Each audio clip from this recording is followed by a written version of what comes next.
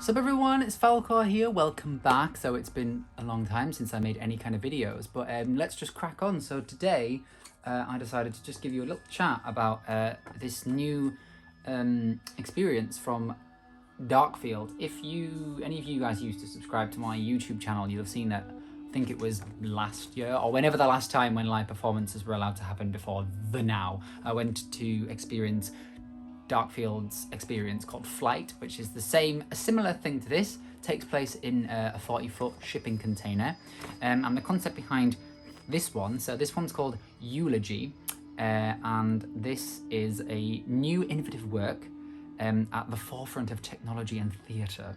It's meant to be nice things. It's meant to be nice things said at a funeral, not like horrible things at a funeral. Well, nice things at a funeral. This is an unsettling dreamlike journey. Hence why I'm not going.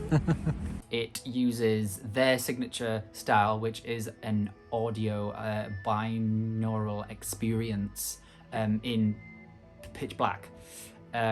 So this one was quite interesting because it uses the binaural sound, but it also uses speech recognition technology. So there is an interactive element in terms of you are asked to answer questions, and you have a little microphone in front of you on your headset, and you answer the questions. Yeah, it was an interesting experience. So the concept is Eulogy uses binaural sound and speech recognition technology to immerse each audience member into a dreamlike labyrinthine hotel that is imagined in the darkness. At check-in, we will issue you a key card. This is it. It's a piece of cardboard that has the name of your suite on it. I was the Festinger suite. That was my room. And they'll allocate you a chaperone to guide you to the other side of the dream. It says, follow the right path and don't volunteer to become the subject of the eulogy every guest is preparing to deliver. I'm just gonna kind of give you a brief overview of what it was like without giving away too many spoilers. So very similar to Flight. The shipping container is probably the same one that they use for Flight, but they've kind of kitted it out. You walk in and there's loads of roll cages, the kind of ones you would see in a hotel that they'd have filled with, all the dirty washing, all the laundry, all the pillows and the cushions and stuff like that.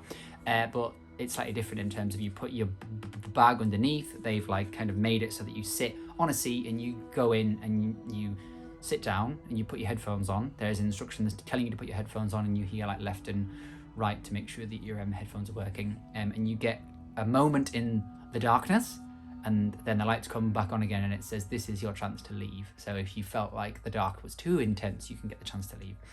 So yeah, you find your place where you sit by the key card that you're given. And at the moment, for social distancing and for kind of COVID safety, everyone is required to wear a mask if you are not exempt. And the way they've organised it is so that you don't have a person sat beside you in any of the roll cages at the moment. So there's less of a capacity that they would normally have. So I can't help but compare it to the previous one I've seen, which was Flight. And my only thing that I would say about it is that Flight, in the context, you step into the shipping container and it's like you're on an aeroplane. It feels like it, it sounds like it looks like it. You sit in an aeroplane seat and you put your headphones on and that's it. And what happened in Flight, in the context of being on an aeroplane, everything took place in the aeroplane. So my one and only review for this one is that because what happens in your ears and the narrative that you're led through is taking you to different locations, my logical brain personally can't be led by that. And I know that the binaural sound is meant to have an effect on your brain and the chemistry or whatever, chemicals of your brain, and make you experience things. But I just was like, they're telling me I'm going somewhere, but I know I'm not. And even though it's in the dark and you're meant to feel like you're being kind of moved, I guess I just couldn't put myself into that. So in that sense, I didn't find this experience as affecting as Flight. And there were times when I thought the narrative was a little confusing, which I guess was probably the point, but it was confusing. It was sometimes hard to follow. There was a part when I was meant to know something, or at least I think I was meant to know something, but I didn't, and maybe that was part of the story and I misinterpreted that. The speech recognition part was kind of cool, but you don't necessarily have a strong awareness as to what that's changed about your experience, I guess, unless you compared it with other people.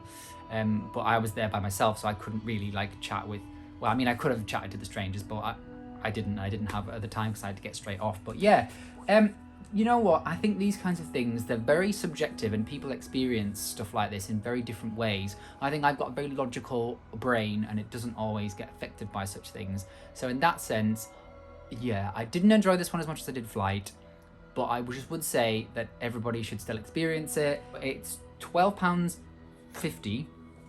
And I experienced this at Lakeside Arts, which is the University of Nottingham's theatre. It's on like Highfields Park in Nottingham. You can reach it by the tram, and the tickets for this event are £12.50 or £8 for students. So if you are a student, you get it at a very, very good price indeed.